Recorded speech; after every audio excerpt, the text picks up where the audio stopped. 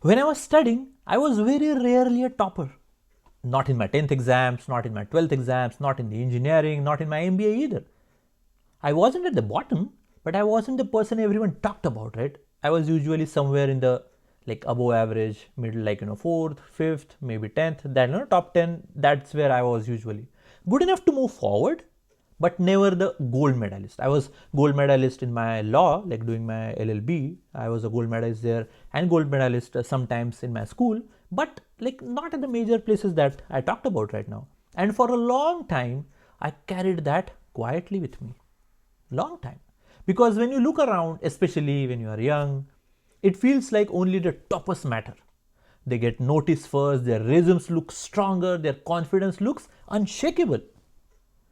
All the best outgoing students, they get that convocation. All those things start for them. And you start telling yourself a story. The story says, I'm already behind. I'm already behind all these people. I remember thinking this very clearly during my education. If someone else has better marks than me, better communication, more confidence, more clarity, then how am I ever going to supposed to catch up with them? It felt like the race was already decided because I was so far behind.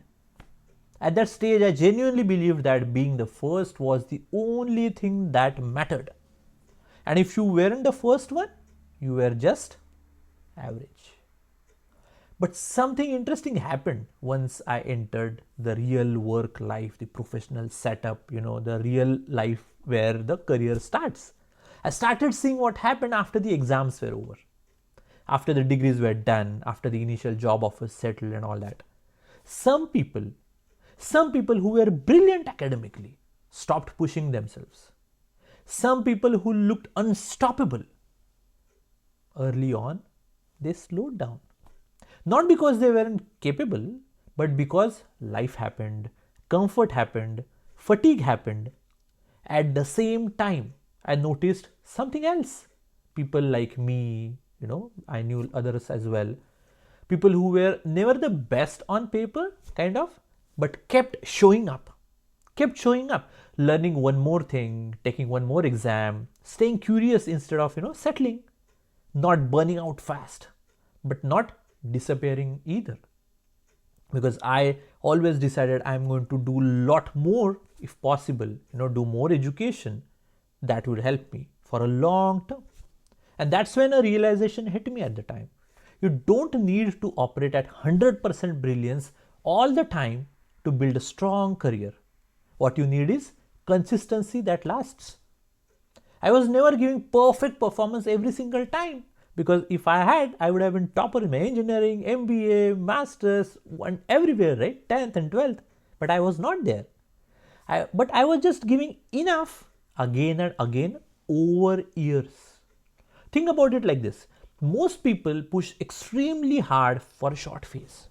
They give everything. They want fast results and they want validation quickly. But the level of intensity is hard to maintain, that level that we have. Eventually something gives, energy drops, interest fades, and life demands more. What actually helped me was staying around that 80 to 85% effort range. Even though I was giving my full at the time, I felt that if I'm going to go for a long time, I want to have sustainable efforts. So I was focused, I was serious, but sustainable. Not chasing perfection every single day, not trying to prove something constantly, just moving forward without stopping. And this mindset changed everything for me. Because once you stop measuring yourself only against the toppers, you start measuring something else. What you start measuring against? Longevity, adaptability, and staying relevant. I saw people with incredible academic backgrounds struggle later because they stopped learning. And I saw people with average who had very average starts grow steadily because they never stopped improving. I personally kept studying. I did my engineering and MBA and all that in India. I did my law in India. When I came to United States, I did my master's here, master's in science, MS degree here. I again did second master's here, and there are a lot of certifications I did I'm not trying to boast here. I'm just saying I kept studying. I kept taking certification and all that. I kept learning new domains even when it felt really uncomfortable, even when it felt really slow, even when nobody was clapping there for me. But over time that added up. And I just want to make sure I'm not want to come across as, I have achieved all this. I'm just trying to share my experience and my story with you. I found myself working with people I once thought were far ahead of me. Like, same company, same room, same problems to solve. And the gap that once looked massive, such a big gap I felt, slowly disappeared. Not overnight, not dramatically, but very steadily it disappeared. That's why I no longer believe that being a topper decides your future. No. It might give you an early advantage. Yes, it can give you early advantage, definitely. But it doesn't guarantee endurance, because the careers are long and the decades are long. It's not, a short sprint here. And in long journeys, consistency beats short bursts of excellence.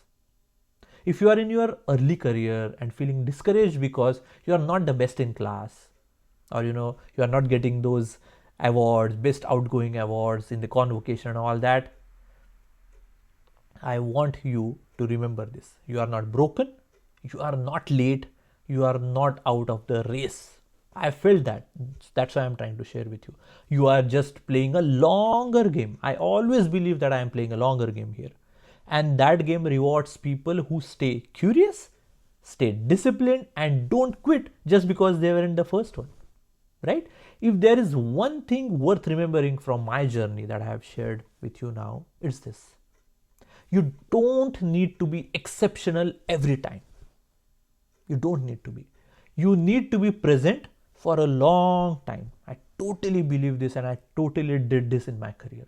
That's how average beginnings quietly turn into strong careers. Keep that in mind as you move forward, because that is exactly what I did in my career that helped me along.